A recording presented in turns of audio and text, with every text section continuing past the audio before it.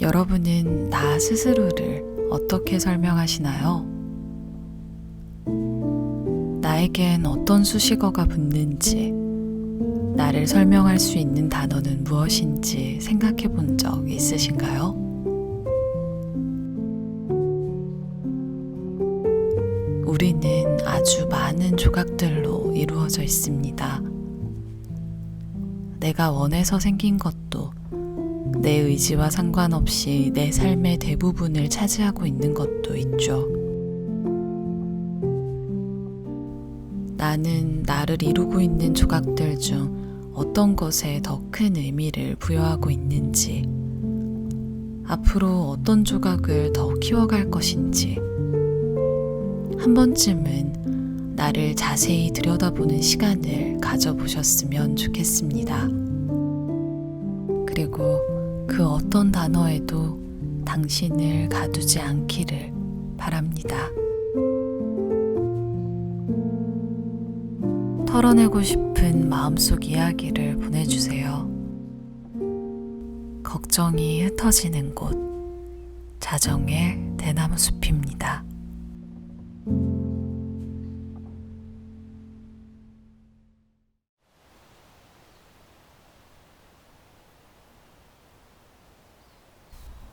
서른둘이라는 나이, 애딸린 돌싱, 주변 사람들의 버팀목이 되어주고 있는 상황 등 항상 무언가에 짓눌리듯 억압돼 살고 있습니다. 늘 저는 억압되는 상황이 많았는데 이게 갈수록 더 많아지더라고요. 저는 항상 어딘가에 누군가에게 기댈 수가 없는 입장이 돼버려서 혼자 있는 시간이 많아지면 멍하고 공허하게 보내고 있어요. 그런 와중에 내가 무너지면 안 되는 이유들을 찾고만 있습니다. 힘을 내보고 싶어지는 순간은 많은데 힘이 나질 않고 버티기도 벅차더라고요. 다시 쉼이 없는 삶을 살고 있고 정말 일이고 뭐고 아무것도 안 하면서 멍하니 시간을 보내보고 싶은데 그러면 안 되는 이유들만 찾게 됩니다. 가만히 있을 때에는 무너지고 싶다는 생각과 무너지면 안 되는 이유를 번갈아가며 생각하게 돼요. 그 외에 다른 생각을 못하게 될 만큼이요.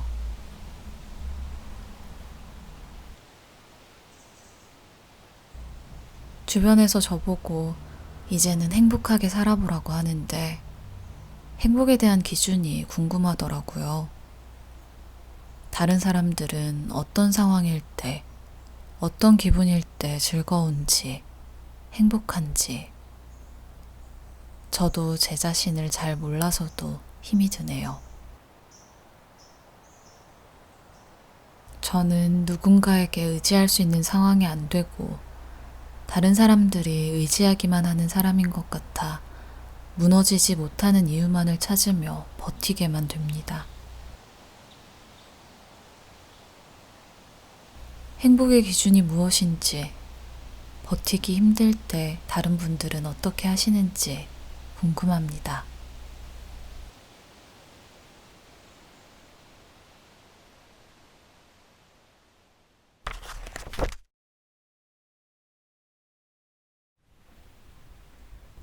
바다까지 가본 사람들은 말한다.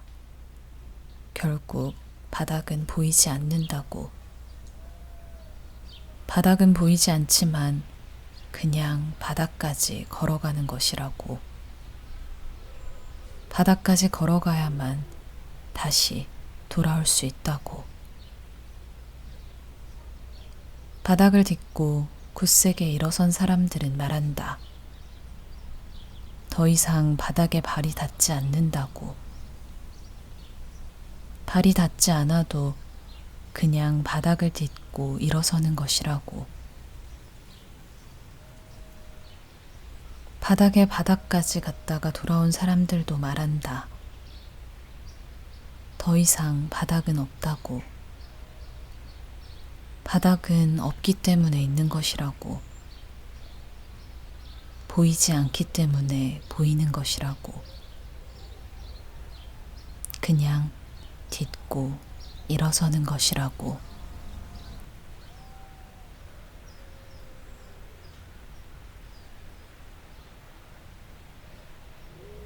슬픔과 고통의 형태가 다양하기에 우리에게는 다양한 형태의 위로가 필요합니다. 스스로 위로하는 것도 필요하고 다른 누군가에게 위로를 받아야 할 때도 있습니다. 힘들 때 속마음을 털어놓을 친구가 있다면 정말 좋겠죠.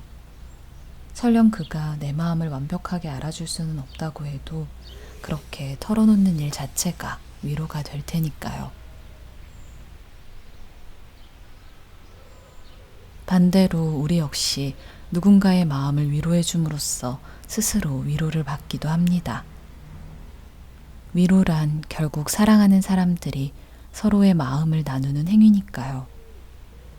진심이 담겨 있다면 위로는 모두의 마음을 토닥이며 달래줄 수 있습니다.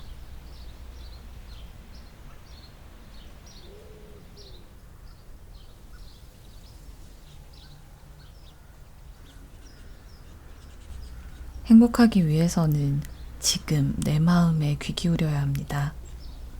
다른 사람의 기준만 쫓아서는 결코 행복해질 수 없으니까요. 설령 나중에 마음이 변하더라도 그땐 그 변한 마음에 또 충실하면 됩니다.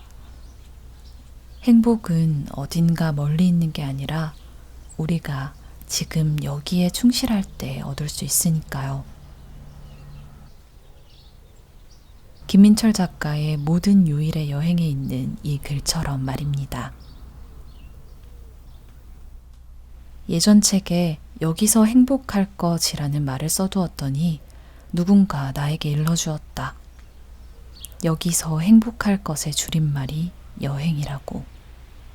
나는 크게 고개를 끄덕였다.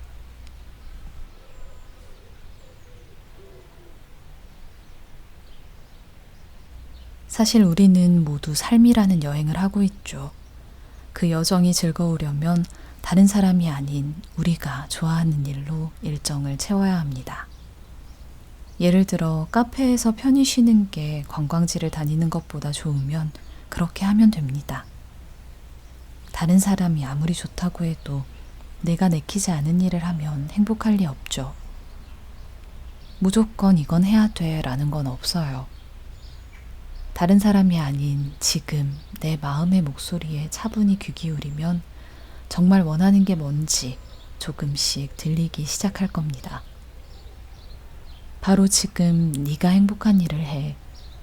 누군가 손가락질하고 못마땅해 하더라도 정말 원하는 일을 해 라고 말이죠.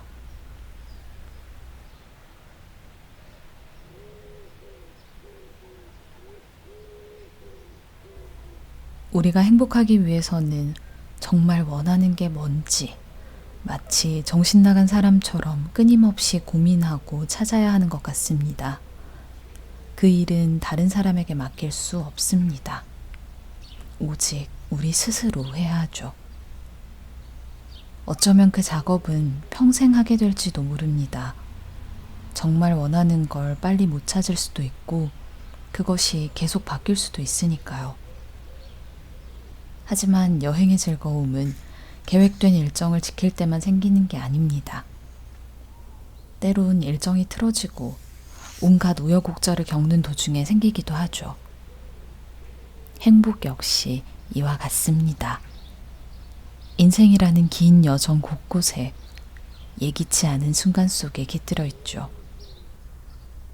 진심으로 열중하고 환하게 웃을 수 있는 일들로 그 여정을 채워간다면 우리 인생은 어느새 기쁨으로 가득 찰 것입니다.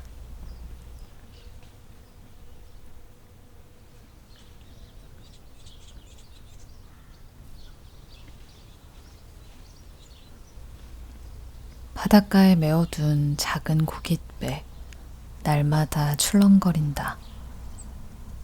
풍랑에 뒤집힐 때도 있다.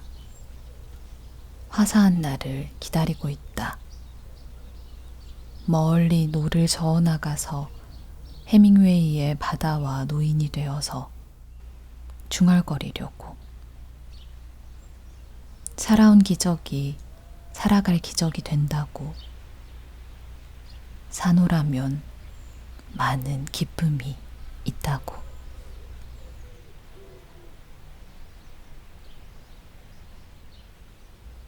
그러기에 저는 제가 할 수 있는 한 당신께 이런 부탁을 드리고 싶습니다. 그것은 다름 아니라 당신의 가슴 속에 풀리지 않은 채로 있는 문제들에 대해서 인내심을 갖고 대하라는 것과 그 문제들 자체를 굳게 닫힌 방이나 지극히 낯선 말로 쓰인 책처럼 사랑하려고 노력하라는 것입니다. 당장 해답을 구하려 들지 마십시오. 아무리 노력해도 당신은 그 해답을 구하지 못할 것입니다. 왜냐하면 당신은 아직 그 해답을 직접 체험하지 못했기 때문입니다.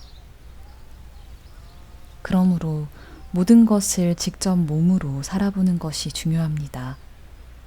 이제부터 당신의 궁금한 문제들을 직접 몸으로 살아보십시오.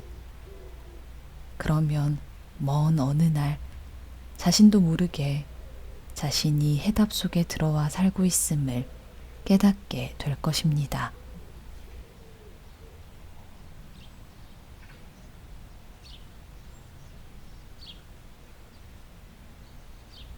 오늘 아침 출퇴근길이나 등하굣길의 풍경을 기억하시나요?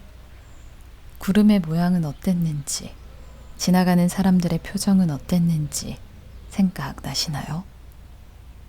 아마 대부분 대답하기 어려우실 겁니다.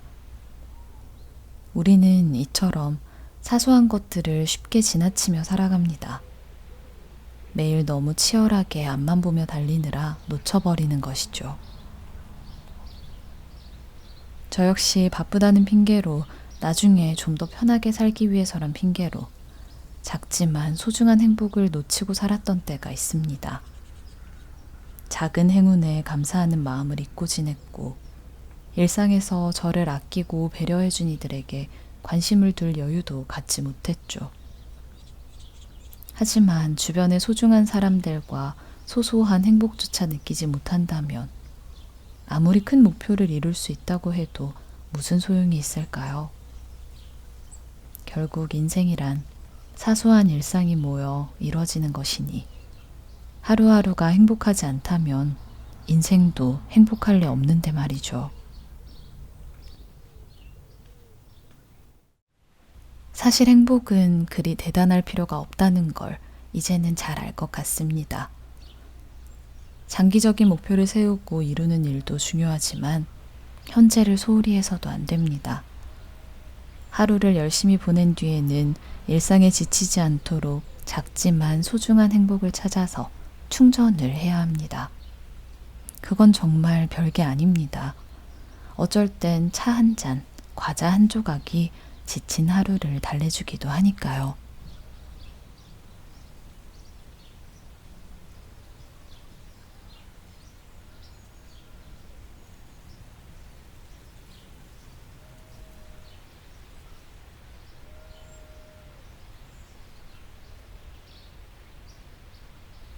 가끔은 모든 걸 내팽개치고 훌쩍 떠나고 싶은 기분이 듭니다. 이것저것 신경 쓰지 않고 숨어버리고 싶은 날도 있죠. 정신없이 바쁘게 돌아가는 일상에 너무 지치고 해야 할 일도 많아서 감당하기 힘듭니다. 누군가는 느리게 살기나 욜로와 같은 방법을 찾기도 하고 명상이나 운동으로 마음을 다스리기도 합니다. 그렇게 무거워진 마음을 편하게 만들려고 애쓰지만 쉬운 일은 아닌 것 같습니다. 갑작스레 힘든 일이 한꺼번에 몰리거나 극심한 스트레스를 받을 때 저는 일단 차를 한잔 합니다. 잠시 모든 걸 내려놓고 어수선해진 마음을 다잡으며 여유를 찾는 거죠. 따뜻한 차를 한 모금씩 넘기면 천천히 온몸에 온기가 퍼집니다. 그렇게 따뜻하게 몸을 데우고 주변에 은은하게 퍼지는 향을 맡고 있으면 복잡하고 괴로운 마음이 찻잔 아래로 가라앉으면서 문제의 실마리도 조금씩 보이는 것 같거든요.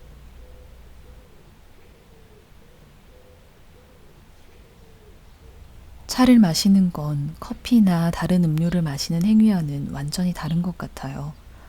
세상의 소란에서 잠시나마 벗어나 혼자만의 고요한 세계로 빠져드는 매력이 있죠.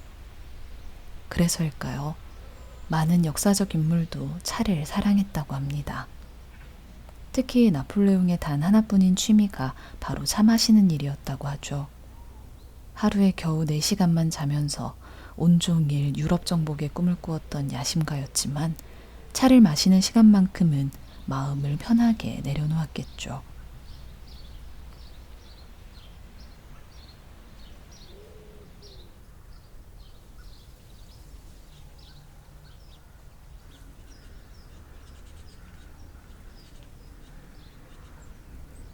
행복과 불행은 결국 스스로 만드는 것입니다.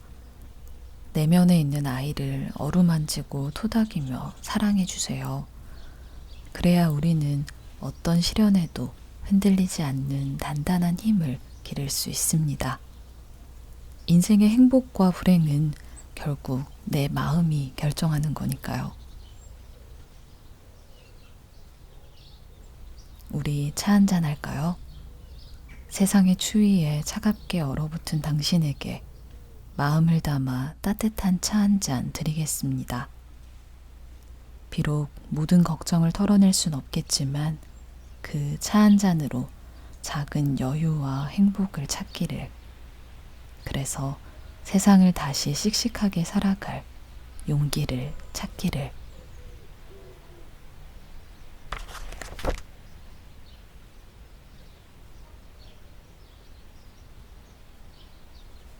사람이 쉬려고 마음먹으면 즉시 쉬는 것이 좋다. 만약 쉴 때를 찾는다면 자식들 모두 혼인시켜도 남은 일이 줄어들지 않는다. 승려나 도사가 좋다고 하나 그 마음으로도 깨닫지 못한다.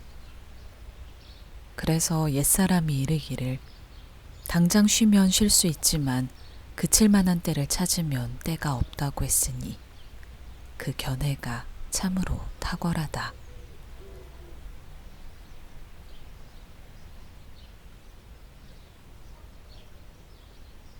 중국 당나라 시대 때 시인 백거이의 시 망각루 상작에 이런 구절이 나온다. 내 나이 불혹을 넘겼으니 물러나 쉬어도 정녕 잃은 것은 아니다. 지금이야 40이면 한창 일할 때지만 시인이 살았던 시대를 감안하고 음미해보자. 쉬지 못하는 것도 집착과 욕심 때문이다. 우리 주변, 특히 정치권에서 노욕 부리는 이들을 보게 된다. 권력을 놓지 않으려는 욕심을 아직 할 일이 남아있다는 말로 합리화한다. 휴는 쉬다와 그만두다라는 뜻을 모두 품은 낱말이다. 아직 젊다면 쉴 때는 쉰다로 받아들이면 되고, 노욕이라는 말을 들을 나이라면 그만둘 때는 그만둔다로 이해하면 될 것이다.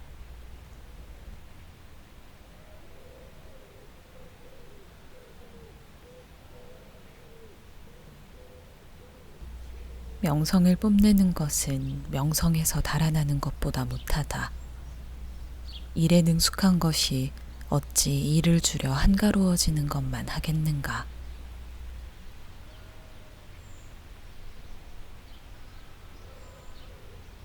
우리가 사는 세상에서 돈은 무척 중요하다. 돈이 많으면 확실히 명성을 얻기 수월해진다. 하지만 돈을 인생의 유일한 목표로 삼는 것은 공허하다. 왜냐하면 삶의 선택지는 하나가 아니기 때문이다. 돈이 별로 들지 않는 삶을 선택하면 그만큼 돈으로부터 자유로워진다. 생각해보자. 나 자신을 그렇게 살도록 만드는 것은 무엇인가? 나 자신인가? 나는 나의 삶의 온전한 주인인가? 과연 남들의 시선에 아랑곳하지 않고서 살고 있는가? 물론 인간은 사회적 동물이므로 다른 사람들과의 관계 속에서 살아갈 수밖에 없다. 그럼에도 불구하고 가끔이라도 스스로에게 휴식을 선물할 필요가 있다. 인간은 본래 자연의 일부다. 자연과 하나가 되어 삶으로써 몸의 리듬을 맞춰왔다. 적어도 한 달에 한 번쯤은 자연으로 돌아가 한가로움을 즐겨보자. 각박한 도시의 패스트 라이프를 벗어나 슬로 라이프를 즐기지 못한다면 사람으로서의 감성과 감정은 닳아 없어질 것이다.